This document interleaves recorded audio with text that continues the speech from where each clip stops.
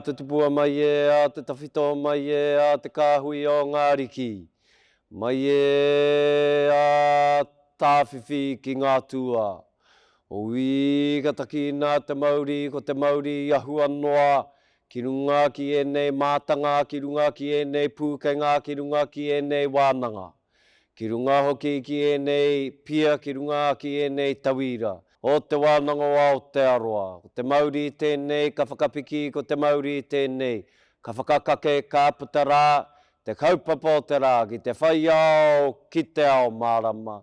Tūturu e rangi, tūturu e papa. Ka whakamaua kia tīna, tīna hui e, taiki e. Ti hei Māori ora ki te whaiao, ki te ao mārama. Tuia te rangi e tūnei, tuia te papa e takotonei. Tuia te hononga o te ira tangata. Ki te ira wairua e ko tātou mate. Kua riro i ngā wiki, i ngā marama kātaha. Kua moe rātou i te moenga, te whakaarahia, e moe, e moe, e moe. Ko tātou rā tēnei, ko te hungora. Ko whaiti mai nei ki tēnei hui huinga a tātou i te rānei, te iti, te rahi, te tī, te tā, nau mai, haere mai, nau mai, haere mai, nau mai, haere mai. Haere mai rā i runga i te karanga o te rā, e ko te karanga tēnei o te wānanga o Aotearoa, kia koutou ki ngā whānau, kia koutou ki ngā tauira, kia koutou ngā tini kārangaranga maha, kei wainga nui a koutou. Haere mai, ki tēnei rā, e whakawhiwhi ai koutou te hunga tauira, ki ngā tohu. I whae ai e koutou, i te tau ka mahue, i ngā tau ka mahue nei. Koe ke rā, ki tēnei taumata, ki tēnei rā nui, anei te reo oha, te reo whakamihi o te wānanga o Aotearoa, e rere atu nei kia koutou. Tēnā koutou e ngā whānau, koutou i tautoko i ngā tauira, i tēnei hikoi ā rātou. Nā koutou rātou i whakatuara, nā koutou rātou i manaki, nā koutou rātou i tautoko. I roto i tēnei hikoitanga me mihi koutou kātika. Nō reira haere mai tātou katoa i tēnei rā, kia kotahi te whakanuitanga, tēnei kā mihi, tēnei kā mihi, tēnā koutou, tēnā koutou, tēnā tātou katoa.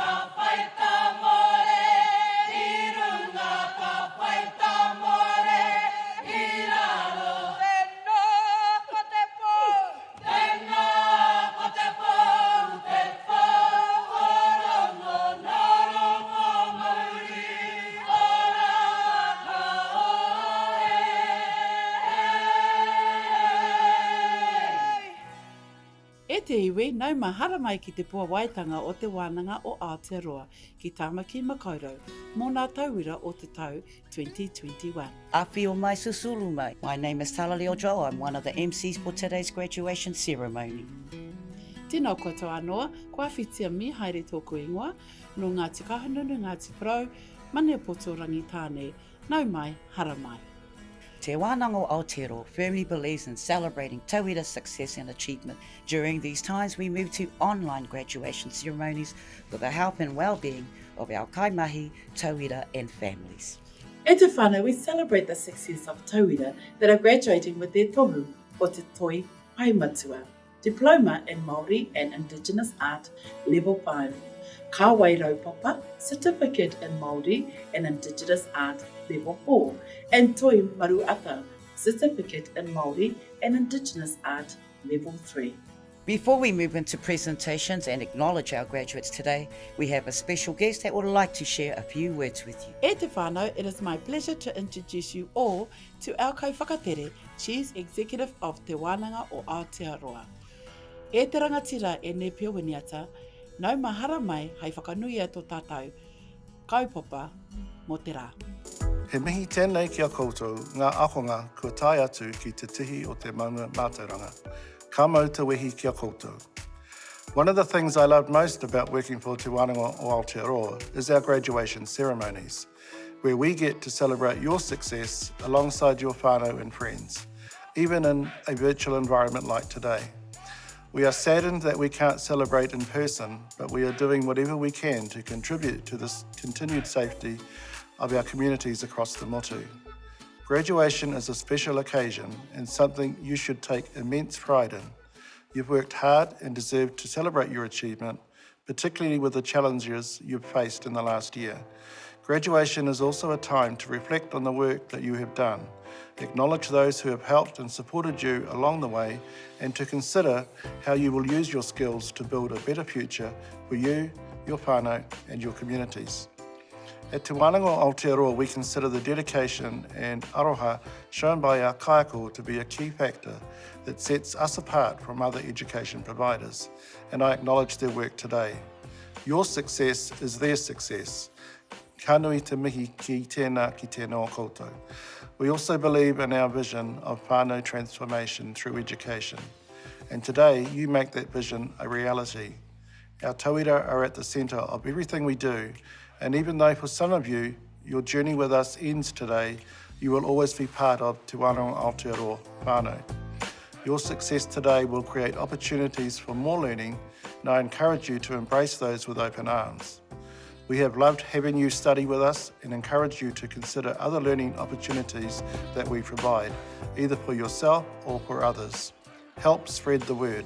Again, I congratulate you on your success and acknowledge the faith you have shown in Te Wānanga o Aotearoa. Ka mutu no iho aku kōrero mo tēnei wā ki o koutou, tēnā koutou, kia ora mai tātou katoa.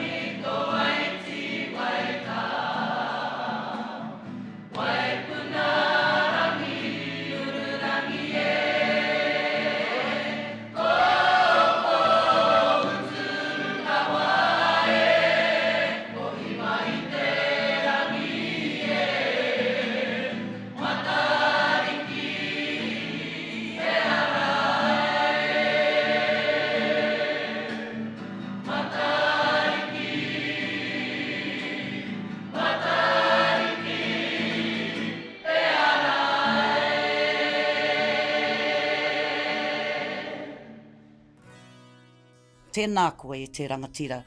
Before we commence with presentations, we will cross over to Vanessa Eparaima, Chairperson of Council, Te Mana Whakahaere, to read our oath for our graduating tauira. Papa ki kawana ngā tai o aroha, rere nei te au o whakamanawa i te moana nui o te ngākau. Ki tēnā tai whanga, ki tēnā kuanga wai, ki a koutou e ngā maunga whakahi, e ngā awa whakatere taniwha, tēnā ra koutou katoa. It is my absolute privilege to acknowledge and welcome you all to today's unique graduation ceremony and to offer my sincere congratulations to you and your whānau on your graduation from Te Wānanga o Aotearoa. As the chair of Te Mana Whakahaere, I take great pride in each and every one of you and the very real changes many of you have made in your lives. You are the embodiment of our vision of whānau transformation through education and our mission of tauira success. This last year has been challenging for us all, but your success today reflects the resilience you have shown in overcoming obstacles and puts you in good stead to face future challenges and to realise future opportunities. Ka nui te mihi ki a koutou. COVID-19 continues to be a significant issue for us all, and at Te Wānanga o Aotearoa, we are regularly reviewing what we do and how we do it to ensure our tauira continue to receive an education rich in mātauranga Māori, whether kanohi ki te kanohi or in an online environment. Today is about you and acknowledging the confidence that you have in yourself and in your ability to design your own future with us in support. We at Te Wānanga o Aotearoa feel very privileged to be a part of your journey and to provide you with the skills and experience through education to move forward with greater confidence in your lives. Well done to you all, and again, my warmest congratulations and have a wonderful day.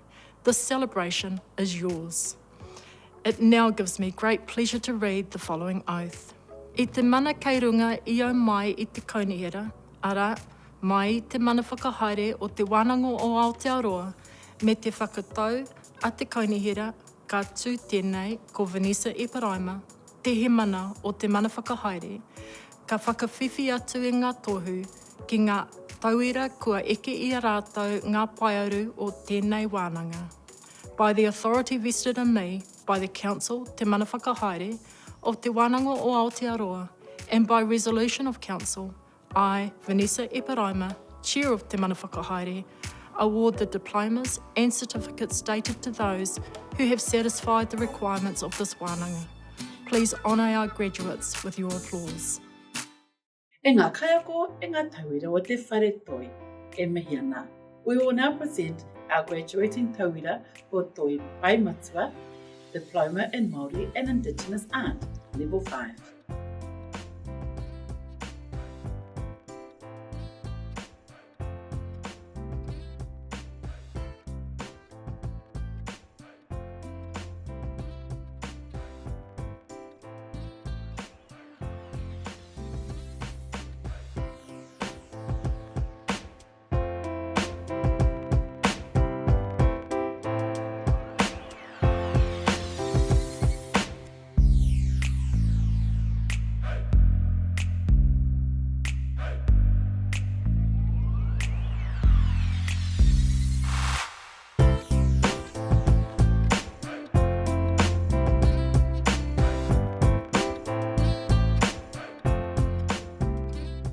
Please honour our graduates with your applause.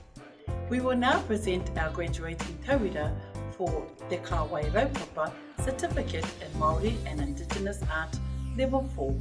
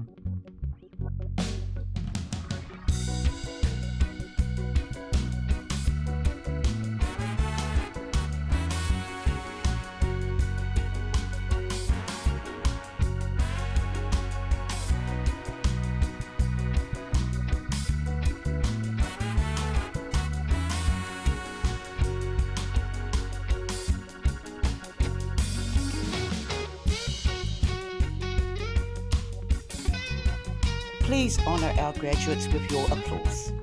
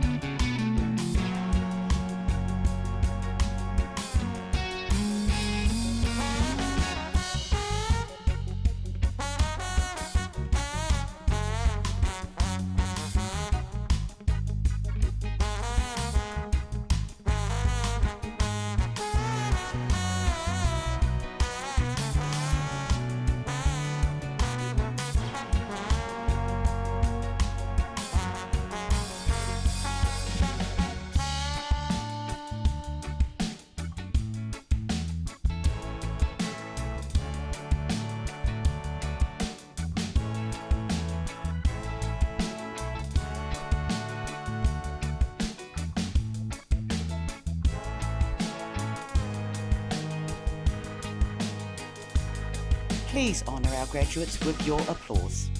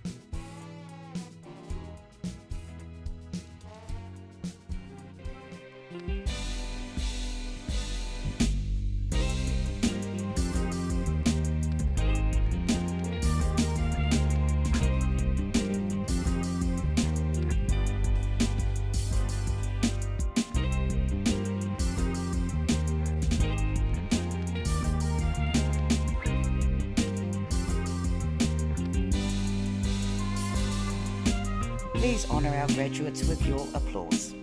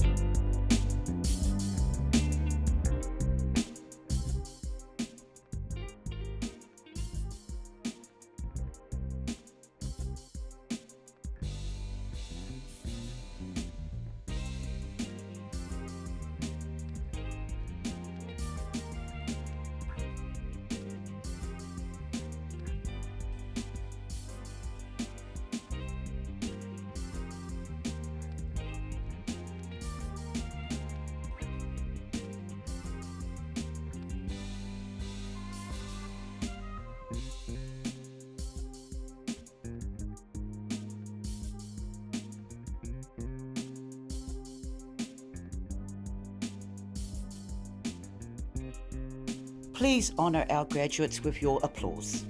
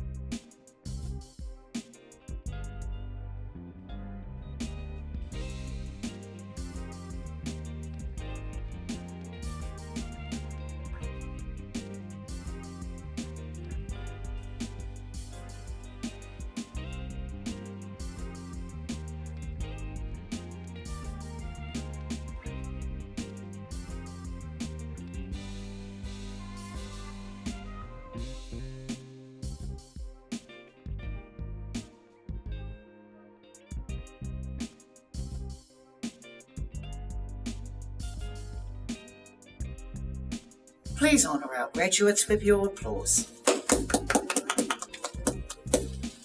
We will now present our graduating tauira mō Te Toi Maruata Certificate in Māori and Indigenous Art Level 3.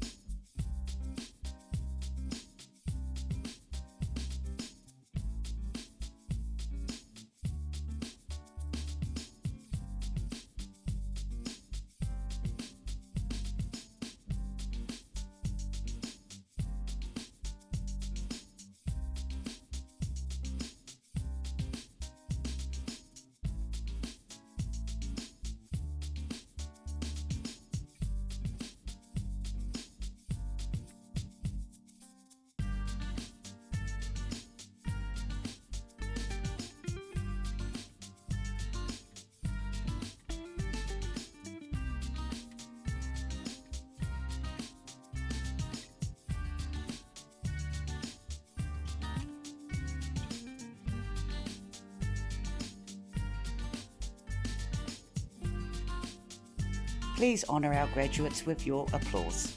That concludes our presentations for this session. We would like to acknowledge the success of these graduates and the efforts made to achieve tauira success during a year that was heavily impacted by COVID-19. We wish the best in your endeavours. Thank you for joining us today. Mā te wā. Kia tātou katoa, te atawhai o tō tātou ariki a ihu karaiti, me te aroha o te atua, me te whiwhinga tahitanga ki te wairua tapu, ake, āmene.